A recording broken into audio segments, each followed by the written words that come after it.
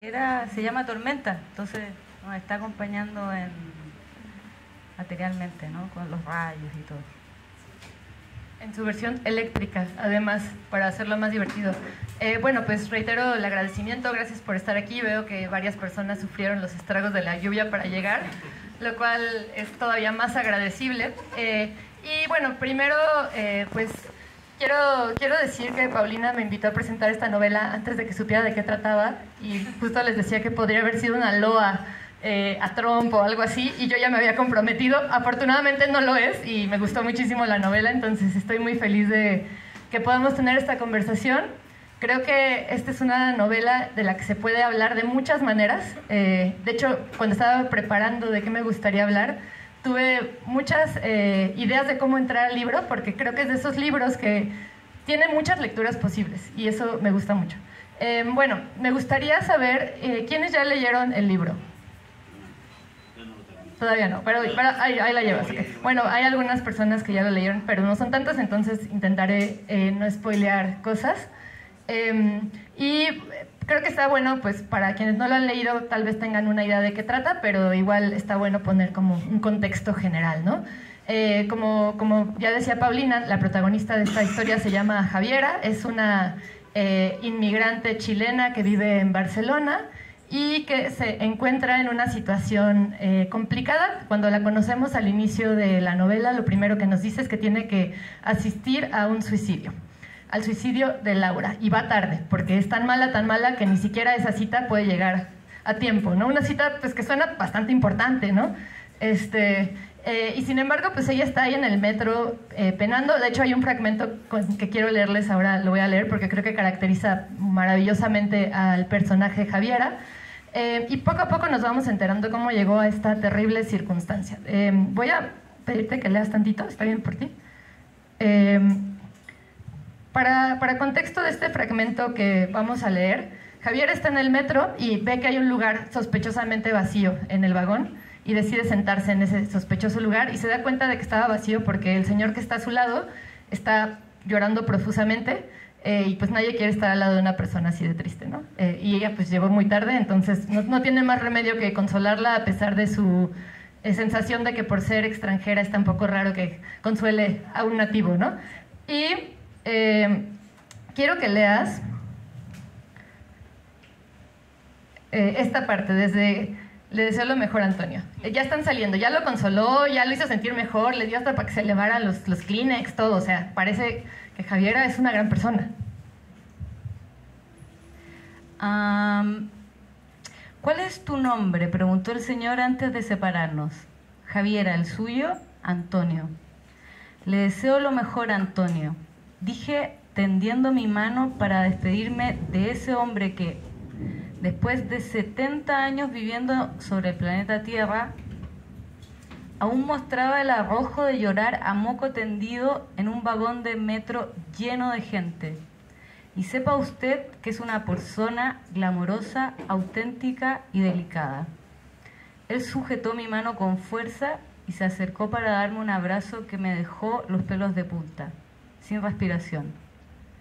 Como ya estaba arriba, decidí salir a la calle por los bombones y hacer las cosas bien. Además, en la billetera de don Antonio habían 50 euros para gastar en chocolates finos. Tuve que robarle, lo hice por obligación. No fuera a confundirse y pensar que en este mundo todavía hay gente que merece la pena. Y bueno, me parece maravilloso ese fragmento porque nos engaña, ¿no? O sea, este libro creo que tiene la gran cualidad de que no sabes seguirle el ritmo hasta que vas avanzando. Cada parte de alguna manera desmiente la anterior, y eso me parece una de las grandes cosas que hace que sea tan interesante leerla, porque no cumple con las expectativas de lo que esperaría, se va por otros lugares. Entonces, para abrir la palabra, porque queremos escucharte, me gustaría saber ¿cómo pensaste esta novela de inicio? ¿Cómo la planeaste? ¿Tú la planeaste como una novela de aventuras? ¿La planeaste como tiene algo de coming of age, como una novela de migración? Digo, no importa, pero nada más para punto de partida. Yo creo que lo más importante es que en principio no la planeé. No la pensé, no... O sea, sí la pensé, porque solo pienso en literatura, pero no pensé qué debía hacer. Solamente como que fui entregándome justamente a eso, que ayer me llevé un libro de Pascal Quignard, que está por ahí, que es como la crítica al juicio, y lo leí un ratito mientras estaba acá, y decía algo muy lindo, que era como que la primera lógica es la lógica del ritmo. Siento que tiene como mucho sentido, y a mí que me gusta el ritmo, y que, no sé, tocaba batería en algún momento de mi vida, como que solo seguí esa lógica, la lógica del ritmo. Sí que leí a Patricia Highsmith, cómo escribir una novela de suspenso. Me sentí muy acompañada porque es Capricornio y está pensando en cómo debe mantenerse para escribir todo el tiempo, ¿no? Ella como que ama la literatura, pero tiene que escribir novelas de suspenso porque es lo que le va a pagar por palabra, ¿no? Y me acuerdo de estar pensando, antes de escribir la novela, como que estaba pensando en la muerte, estaba pensando en el amor, estaba viviendo en Barcelona, y todo eso tenía sentido al mismo tiempo, la muerte, Barcelona y el amor. Y luego leí a Patricia Highsmith y ella como que, como que hablaba de los móviles para matar a alguien. Y uno de los móviles más importantes era el amor. Entonces, me parecía curioso y chistoso y falta de respeto en la época actual en la que vivimos, pensar cómo sería un homicidio, un crimen pasional en una relación de amor libre, ¿no? Como un asesinato consentido. Y también, ahora hace poco que volví a leer ese ensayo, supongo que estaba pensando como el liberarme un poco de mí misma, como que Javiera me ayudó bastante. Yo creo que, ya lo he dicho, pero como que siempre he sentido que tengo dismorfia textual, o sea, como que escribo algo y encuentro que es horrible, como que odio mi voz, y la odié en el primer libro y la odié en el segundo libro.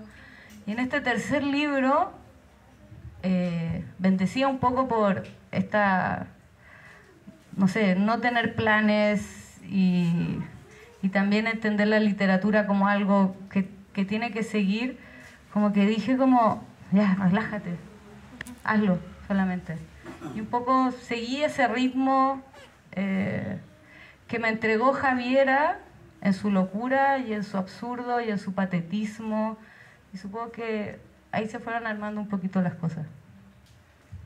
Me gusta mucho eso que dices porque habiendo leído tus dos libros anteriores, se nota que la voz es muy distinta, ¿no? Los otros tienen un tono un tanto más solemne, como que se siente muy solemne como eres tú en la vida cotidiana.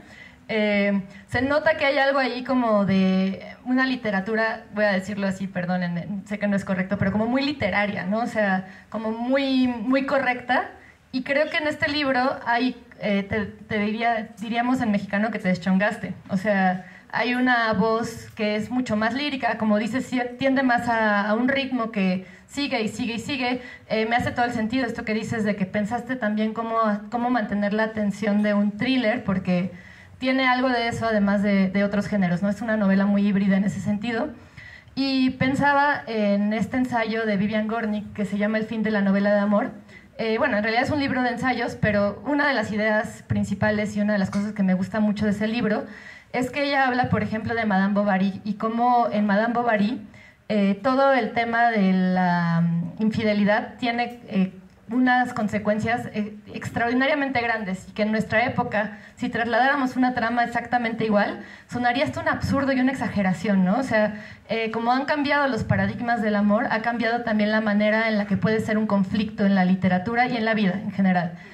Y me pareció que en tu libro haces algo muy interesante para resignificar eso, ¿no? Cómo desde la manera en la que estamos viviendo ahora, planteas un conflicto, digamos que ancestral, que es pues el tema de los celos, del deseo de poseer una pareja, pero al mismo tiempo lo enmarcas en una cosa muy contemporánea, que es una relación que ni siquiera es una relación abierta, pero que involucra a 4 miembros. Uno, como bien dice, el segundo capítulo fallece. Que esta es la primera línea del segundo capítulo, que viene después de que le robó a un pobre anciano que le acaba de confesar sus más grandes males. Dice: sin ánimo de culpar a nadie,